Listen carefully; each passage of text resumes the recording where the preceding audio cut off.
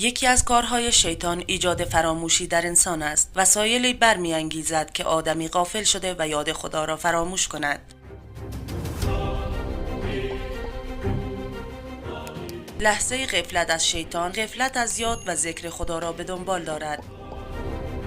دامهای شیطان بر اساس روحیات و اعتقادات افراد متفاوت است و برای همه افراد بشر یکسان عمل نمی کند. از جمله کارهایی که شیطان برای اغوای افراد انجام می دهد: وسوسه، خراب کردن عمل، ایجاد فراموشی در انسان، فساد انگیزی، وعده دادن به انسان، مشارکت در اموال و اولاد، نجوای شیطانی، امر به فحشا و منکر، ایجاد دشمنی بین مردم و هجوم در وقت احتضار است و برای بهتر عمل کردن خویش دامهایی را نیز قرار داده است که از جمله آنها دنیا، هواپرستی، زنان، تفرقه و غیره است که اگر انسان از شر شیطان به خدا پناه نبرد و از استعاذه غافل گردد، اسیر دامهای شیطان گشته و خود را به هلاکت می‌افکند.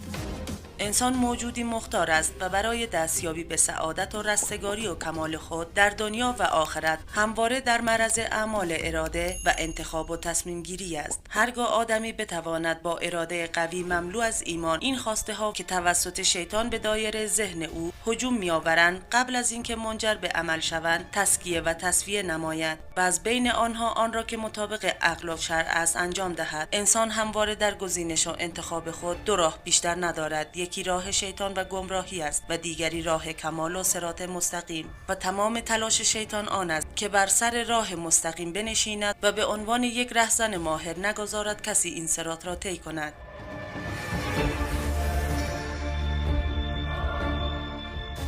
شیطان دشمن سعادت انسان است. از این رو در مسیر کمین می کند تا او را فریفته و اغوا کرده به دامش بیاندازد. کارها و کمینگاه های شیطان متعدد است که در این ویدیو به برخی از آنها اشاره می کنیم. اول، وسوسه. نخستین کار شیطان وسوسه است که شاید کارهای دیگر او نیز به همین امر باز می گردد و این کاری است که در مورد آدم و حوا انجام داد و باعث خروج آنها از باغ عدن گردید. دوم، زینت دادن گناه و کارهای زشت.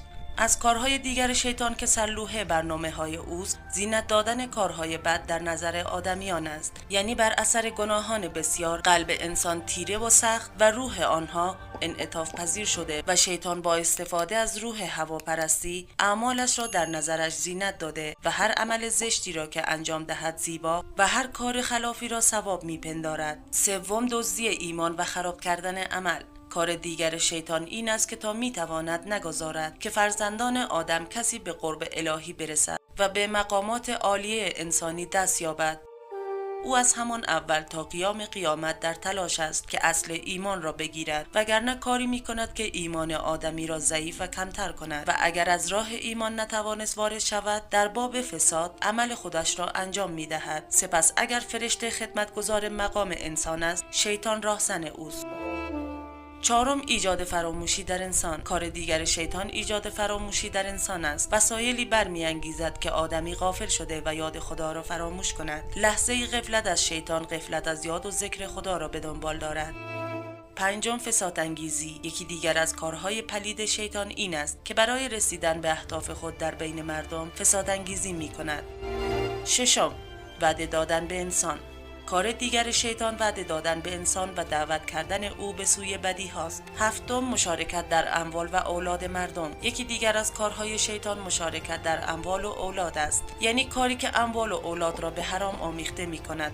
هشتم، نجوای شیطانی. یکی دیگر از کارهای شیطان این است که در خواب یا بیداری به انسان چیزهایی را القا می کند که وی را محزون نماید، زیرا وقتی شیطان با کوشش زیادی که در اغوای مؤمنین از خود نشان می دهد نتوانست مؤمن از طریق حق و حقیقت منحرف گرداند و حواس او را به خود جذب نماید، در خواب یا در بیداری چیزهایی به قلب وی القا می کند تا از توجه و حق تعالی او را باز داشته و به خود مشغول دارد. یکی دیگر از کارهایی که شیطان سعی و تلاش بسیاری را صرف آن می کند این است که در وقت احتضار انسان را وادار به کفر می کند و در دینش تشکیک بیاندازد تا اینکه روح از بدنش جدا شود. اگر محتضر مؤمن باشد قدرت ندارد ایمان او را زایل کند و یا او را به شک بیاندازد، پس در هنگام مرگ شخص محتضر کلمه شهادتین را به ایشان تلقین کنید تا آنکه روح جدا شود. گناه دام شیطان است و شیطان صیاد دل آدمی.